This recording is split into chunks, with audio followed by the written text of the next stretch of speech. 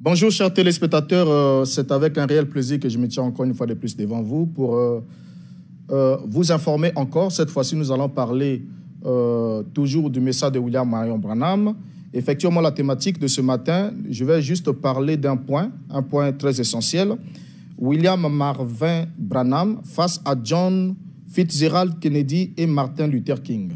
Pourquoi est-ce que j'aimerais parler de cette question-là? Parce que généralement, on peut se poser la question de savoir qu'est-ce que cela a à voir avec un temps de réveil. Effectivement, nous voulons parler de ça pour dénoncer le racisme de William Marion Branham, comment il était affilié aux organisations suprématistes blanches, notamment les Ku Klux Klan, et comment est-ce qu'il a nourri un message, ou il a prêché un message qui était totalement raciste vis-à-vis des Afro-Américains. Et je me poserai alors la question de savoir si un message qui n'est pas approprié, si on n'est pas en bonne relation avec les Afro-Américains parce qu'ils étaient des descendants d'esclaves aux États-Unis d'Amérique, alors que fait alors ce message au niveau de l'Afrique, notamment l'Afrique noire? Alors pourquoi est-ce qu'on écouterait et prêcherait un message qui a été enregistré dans les congrégations des Blancs, donc à l'époque où il y avait les white only, c'est-à-dire des congrégations où il n'y avait que de blancs, on ne pouvait pas avoir le noir, on n'acceptait pas que le noir puisse communier avec le blanc dans le même assemblée et tout. Et c'est ce genre de message-là qui est prêché aujourd'hui. Alors maintenant, ici, j'aimerais parler de William Marvin Branham. Et effectivement, d'autres peuvent se poser du coup la question de savoir, mais on entend parler de William Marion Branham. Non, on parlera peut-être de cela dans un autre sujet pour montrer comment William Branham est arrivé à déformer Marvin pour devenir Marion afin d'obtenir les 7 lettres à son nom. Alors, William Marvin Branham était très acharné contre le président Kennedy. Pour les lecteurs du message du temps de la fin, et ceux qui y croient le savent très bien, il était très acharné contre le président Kennedy et aussi très acharné contre le prédicateur protestant Martin Luther King au point de médire sur les deux personnages, allant jusqu'à donner même des fausses prédictions sur leur personne, des prédictions qui ne se sont effectivement jamais réalisées. Mais les disciples du message du temps de la fin de William Branham ne se sont jamais interrogés pour connaître les véritables motivations qui animait William Branham pour qu'il puisse tenir ce genre de propos qu'il a eu à tenir contre le président des États-Unis des années 60, de son époque bien sûr, et contre Martin Luther King. On rappelle, l'Amérique des années 60 battait au rythme de la ségrégation raciale.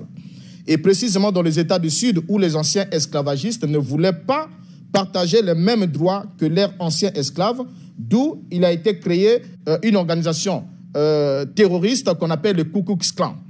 Alors, on trouvait le terme, par exemple, homme de couleur ou tante Jemima ou darky pour faire la distinction entre les Afro-Américains et les Américains d'origine caucasienne. Et ce sont des expressions aussi qu'on a trouvées dans la bouche de William Branham parce que plus de 1000 fois que William Branham utilisait l'expression pour parler des Afro-Américains, il a toujours utilisé l'expression homme de couleur ou encore tante Jemima ou encore darky qui étaient des expressions injuriées qu'on ne pouvait entendre que de la bouche d'un caucasien pour désigner les hommes, les Afro-Américains, au milieu d'une congrégation qui était aussi raciste. Alors, lorsque John Fitzgerald Kennedy est entré à la Maison-Blanche en 1961, il a eu à faire face à des manifestations qui ont éclaté dans le sud, dont une à Birmingham, en Alabama. Et c'est en ce même temps qu'intervient aussi Martin Luther King dans la lutte non violente pour l'émancipation de la race noire, donc des Afro-Américains, ne se limitait pas simplement à la déségrégation raciale, mais il réclamait aussi l'égalité sociale et la redistribution des richesses entre tous les Américains. Donc, attendons à ce que les Afro aussi puissent avoir le même droit, le même privilège que les Américains de race blanche. Alors, quand on arrive en janvier 1963, pour ceux qui ne le savent pas, parce qu'on entend souvent parler, Branham parler contre Martin Luther King, contre le président Kennedy, mais sans se poser la question de savoir pourquoi est-ce qu'il en arrivait à ce point. Alors, en janvier 1963, lors de son investiture au poste de gouverneur de l'État de l'Alabama, le monsieur George Wallace, qui était élu gouverneur de l'État de l'Alabama, et c'était un homme foncièrement raciste, et quelqu'un qui pratiquait vraiment la ségrégation raciale à la lettre, vraiment un fils de la ségrégation. Et il était aussi attaché et affilié au Ku Klux Klan. Alors, cet homme va alors dire ce qui suit lors de son investiture. Je trace la ligne dans la poussière et je jette le gant au pied de la tyrannie. Et je dis ségrégation maintenant, ségrégation demain, ségrégation pour toujours. Alors, durant le mois d'avril 1963, quand on arrive au mois d'avril 1963, il y a eu les premiers sit-ins qui ont commencé à être manifestés parce que Martin Luther King avait adopté pour une revendication ou encore une manifestation non violente pour réclamer l'égalité des droits civiques. Alors, ils ont commencé à tenir les premiers sit-ins en avril 1963 dans l'État où on a eu George Wallace comme gouverneur. Alors, qu'est-ce qui va se passer? Malgré la décision judiciaire qui avait interdit complètement qu'il y ait des sit-ins, les sit-ins ont été traînés, ont été en quelque sorte tenus, et cela a entraîné à l'arrestation de Martin Luther King. Nous sommes là en avril 1963. Et de Ralph Abernathy à la suite de ces manifestations pacifiques qui sont tenues le 12 avril 1963 pour rappel d'histoire. Alors, étant dans la prison le 16 avril 1963, Martin Luther King écrit la lettre de la prison de Birmingham où il fait l'apologie de l'action non violente pour faire aboutir les revendications des Afro-Américains. Ce qui va alors déplaire à l'organisation suprématiste blanche, notamment les Ku Klux Klan, qui vont perpétrer alors des violences et de tout genre, non seulement sur le noir, mais aussi sur tous ceux qui défendaient le noir. Donc, les Ku Klux Klan ne se prenaient pas simplement aux Afro-Américains, mais ils s'en prenaient aussi à tous les Blancs qui militaient ou encore qui défendaient la cause des Noirs. Alors, quand on arrive le 8 mai 1963, George Wallace, le gouverneur de l'Alabama, va alors affirmer ce qui suit. Le président Kennedy veut que nous abandonnions cet État à Martin Luther King et son groupe de pro-communistes qui ont institué ces manifestations. Ça, c'est la déclaration faite par George Wallace. Donc, George Wallace est le premier à avoir qualifié Martin Luther King de communiste. Et vous le savez très bien avec moi, être communiste en pleine guerre froide dans les années 60 aux États-Unis, vous valez pratiquement de passer au bûcher. Alors, William Branham aussi, puisqu'il était aussi, il avait des relations avec le Ku Klux Klan, il va reprendre la même expression que George Wallace, qui est un ségrégationniste et raciste invétéré. Et William Branham va aussi faire écho à la déclaration de George Wallace en déclarant le 21 juillet 1963. Donc, après George Wallace, il va déclarer ce qui suit. Et au paragraphe 11 de la prédication, il prend soin et vous. Et je pense que Martin Luther King est inspiré par le communiste et ce qui va certainement conduire à environ 1 million de gens à un piège mortel. Alors, vous remarquez par là que William Branham va faire la même déclaration. Il va qualifier Martin Luther King d'être un communiste et il va aussi prédire qu'il va conduire plus d'1 million de gens à un carnage, un piège mortel. Ce qui n'est jamais arrivé parce que les adeptes du message du temps de la fin ne se sont jamais posé la question de savoir pourquoi continuer à croire à un prophète qui a prédit la mort des millions des Afro-Américains à cause des mouvements pacifiques de Martin Luther King, alors que ce mouvement n'a même pas entraîné plus de 10 morts qui ont été tués à cet effet. Donc c'est une prophétie aussi qui avait complètement échoué. Alors quand on arrive le 11 juin 1963, Wallace a tenté d'empêcher aux 2 premiers étudiants noirs qui étaient notamment Vivian Malone Jones et James Hood, d'entrer dans l'université de l'Alabama. Et un événement qui avait eu un retentissement national au point où le président Kennedy était obligé d'intervenir le 11 juin 1963.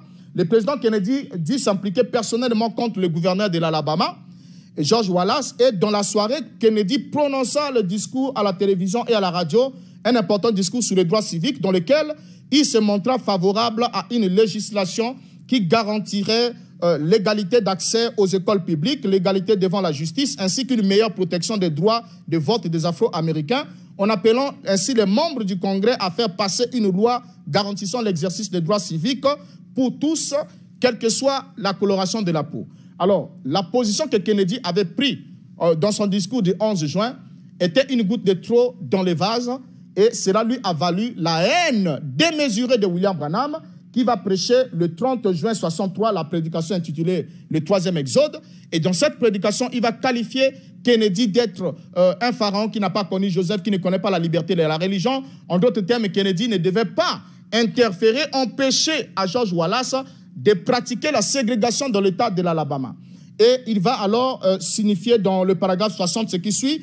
Qu'arriverait-il l'autre jour quand nous avons eu cette question de la ségrégation là dans le sud, quand c'est gouverneur de l'Alabama? Donc ici, William Branham se range du côté de George Wallace, du gouverneur de l'Alabama, pour s'attaquer au président Kennedy. Et il va plus loin en disant dans le paragraphe 66, il dit, d'après la Constitution, chaque État peut suivre sa propre ligne de pensée sur la question de la ségrégation. Donc là, c'est ce que soutient William Branham. Donc il accepte que George Wallace puisse pratiquer la ségrégation parce que la Constitution leur donne le droit de suivre d'avoir une politique différente. Or, ici, c'est que Branham soutient, comme Branham soutient George Wallace, rappelons-le, le droit constitutionnel, en d'autres termes, rappelons-le que la volonté de laisser aux habitants du Sud, donc des États du Sud, une autonomie politique vis-à-vis de l'État fédéral était un levier important dont se servaient les Ku Klux Klan. Et à partir de ce moment-là, Kennedy devient la cape de l'Amérique, Kennedy devient l'antichrist, et il y a plusieurs prophéties qui sont faites sur lui, comme quoi celui qui doit entraîner la chute, et qu'après le président Kennedy doit suivre immédiatement une femme, et la bombe atomique doit écraser les États-Unis. Mais malgré ça, Kennedy va mourir assassiné en 1963, sans que les prophéties de William Branham ne se réalisent en ce qui concerne Kennedy. Alors, maintenant ici, j'aimerais terminer en un mot en disant ce qui suit, que ceux qui suivent le message de William Marion Branham ne savent pas. Donc, pour ceux qui ne le savent pas, le ministère de William Branham est d'abord né sous le ministère d'un Ku Klux Klan, donc la deuxième personnalité de Ku Klux Klan qu'on appelle Roy Elonda Davis. Et Roy Davis, quand son église a connu des problèmes, il est parti. William Branham a récupéré la même congrégation de ces racistes-là, et William Branham a continué à prêcher ce même message. Et en prêchant ce message, l'un des enseignements de base du message de William Branham, c'est la doctrine qu'on appelle la sémence du serpent, qui établit une différence de lignage entre une race dite vile et une race dite noble. Et à partir de ce moment, la doctrine suprémaciste blanche, qui a permis aux Blancs caucasiens d'établir leur domination sur la race noire, c'était d'abord de chosifier d'abord l'homme, l'afro-américain, donc de le réduire à l'état d'une chose, de lui ôter toute humanité. Et pour parvenir, qu'est-ce qu'il fallait faire? Il fallait adopter la doctrine qui dit que le serpent, qui était un animal, avait eu des rapports sexuels avec Ève.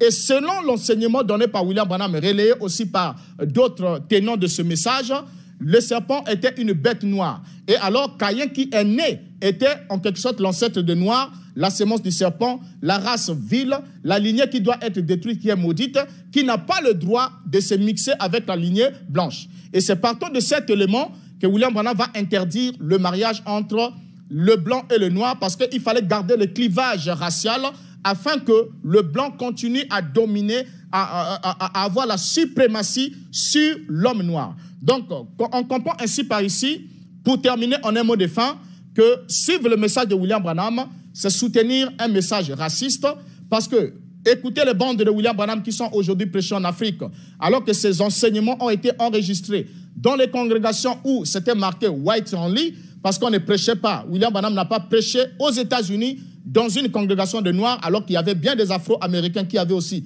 des congrégations à eux, mais c'est chose qu'il n'a jamais fait.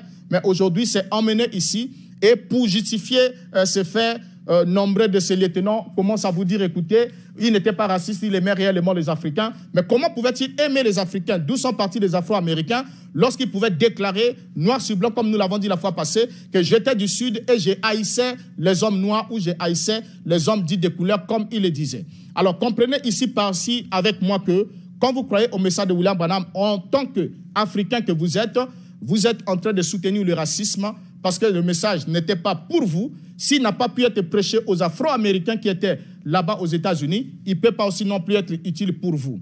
Alors, je peux être contacté au 06 522 46 66, 06 522 46 66. Et ma prière est que vous compreniez que Dieu d'un seul sang a fait tous les hommes. Et tout message raciste qui établit un clivage entre le noir et le blanc, c'est un message qui ne vient pas de Dieu. Et cet esprit n'est pas celui de Dieu. Alors, je vous prends congé par ce mot et vous dis au revoir. Rendez-vous à la prochaine. Merci.